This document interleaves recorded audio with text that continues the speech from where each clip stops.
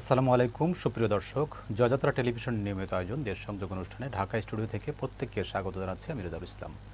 প্রিয় দর্শক, আপনারা জানেন যে দেশ সংযোগ অনুষ্ঠানে দেশের নানা প্রান্ত থেকে আমাদের সাথে যুক্ত থাকেন আমাদের প্রতিনিধিগণ এবং তাদের সাথে থাকেন স্থানীয় পর্যায়ের বিভিন্ন শ্রেণী পেশার গুরুত্বপূর্ণ ব্যক্তিবর্গ। তারা আমাদের সাথে কথা বলেন সেখানকার নানা উন্নয়ন কর্মকাণ্ড নিয়ে, জানিয়ে থাকেন তাদের প্রাপ্তি অপ্রাপ্তি এবং প্রত্যাশাগুলোর কথা। তারই ধারাবাহিকতায় আজ আমাদের সাথে যুক্ত আছেন কক্সবাজার থেকে শরীফুল ইসলাম আজাদ, আছেন নেত্রকোনা থেকে আসাদুজ্জামান তালুকদার। আমরা শুরুতে চলে যাব কক্সবাজারে, সেখানে আছেন শরীফুল ইসলাম আজাদ। আজাদ, আমাকে শুনতে পাচ্ছেন? জি, আমি শুনতে পাচ্ছি, ধন্যবাদ রেজা।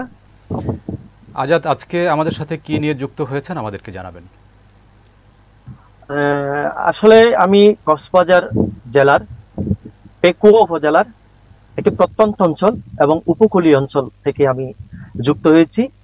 আমি মূলত যুক্ত হয়েছি বাংলাদেশের সর্ববৃহৎ এবং একটি গুরুত্বপূর্ণ জিনিস নিয়ে, যে জিনিস আসলেই আমরা গ্রামের ভাষায় বলতে গেলে যার নুন গাই তার গুণ গাই। এখানে নুনের কথা বলা হয়েছে, যেটি আমরা লবণ হিসেবে জানি।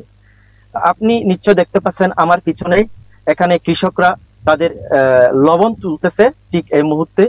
এখানে এই কৃষকরা যে লবণ তুলতেছে, তারা কিভাবে লবণ তুলে এবং আজকের দিনে যে বৈশাখের ৮ তারিখ, আজকে এই বৈশাখের ৮ তারিখ থেকে পর্যন্ত তারা এই লবণ শিল্পের যে একটা অভূতপূর্ব একটি সিজন এবং ঋতু চলতেছে, এবং খুব ভালো একটা ঋতু চলতেছে এবং দামও বেশ চড়া।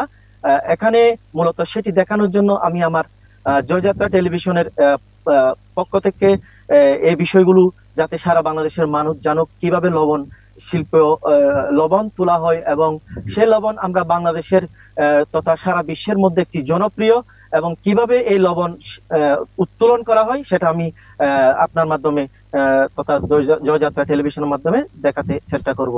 ধন্যবাদ।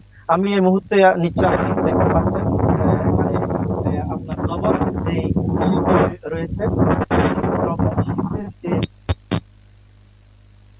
চট্টগ্রাম, আমরা চট্টগ্রাম বিভাগের একমাত্র একটি স্থান, এখানে শুধু চট্টগ্রাম বিভাগে লবণ শিল্প এখানে হয়। এই লবণ উত্তোলন করা হয়। এই লবণ উত্তোলন সারা বাংলাদেশে, এই কক্সবাজার জেলা তথা চট্টগ্রাম বিভাগ থেকে সারা বাংলাদেশে আপনার লবণগুলো এখানে যাই বাংলাদেশের ঢাকা, নারায়ণগঞ্জ, খুলনা সহ সারা দেশে এই লবণগুলো এখান থেকে নেওয়া হয়। আমরা নিশ্চয়ই আপনারা দেখতে পাচ্ছেন যে এখানে লবণ যে কিভাবে তোলা হয়। এখানে সাধারণত এই লবণ তোলার সময়, এই লবণ তোলার সময় এই যে লবণ একদম এটা সাদা পলিথিন যুক্ত লবণ, কিন্তু এর আগে 2 দশক আগে এই লবণ ছিল মাটি থেকে তোলা, কিন্তু এখন পলিথিনের লবণ হওয়ার দরুন এই লবণটা একটু পরিষ্কার এবং পরিচ্ছন্ন, এবং এই লবণগুলো এখান থেকে শ্রমিকরা তাদের শ্রমিকরা এখান থেকে তুলে আপনার সাগরে গিয়ে বা জাহাজের মধ্যে যে শিপ আছে সেখানে তোলা হয়, এবং সেখান থেকে ঢাকা বাংলাদেশের বিভিন্ন জায়গায় আমরা এই লবণগুলো যাই বলে আমরা জানি। তো আমি এই মুহূর্তে যুক্ত আছি, এখানে একজন কৃষক আছেন, প্রান্তিক কৃষক, যিনি বর্গা শাসি নিয়ে 6 মাসের জন্য এই যে মাঠ যে লবণের যে একটা স্থান, এগুলো 6 মাসের জন্য তিনি আসলে নিয়ে থাকেন, কন্ট্রাক্টে নিয়ে থাকেন। এখানে তিনি আসলে আমি জানতে চাইবো তার কি অভিমত। আজ এই লবণ সুন্দর সিজন বা ঋতু চলতেছে, আপনার কি মনে হয়, আপনি এখানে কি অবস্থা লবণের আমার কি জানাবেন?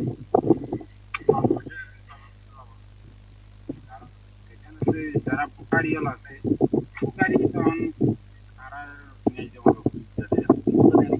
এখন কি এক মন প্রতি আপনার দাম তো বস্তা বাড়ি চট্টগ্রাম পাওয়ার টাকা ফুল না বলি তালিকা তো প্রায় 900 টাকা বিক্রি করে। বস্তা প্রতি বলতে আপনার 2 মনে এক বস্তা কিভাবে ধরা হয়? আর এক বস্তা প্রতি আমরা মূল্য হয় এখানে 600 টাকা, এখানে পড়েন 600 টাকা, কিন্তু আপনার এই সমস্ত লবণ যখন বিভিন্ন জায়গায় যে বড় বড় মিল কারখানায় যায়, সেখানে এক বস্তা প্রতি দাম কত টাকা, 620 টাকা।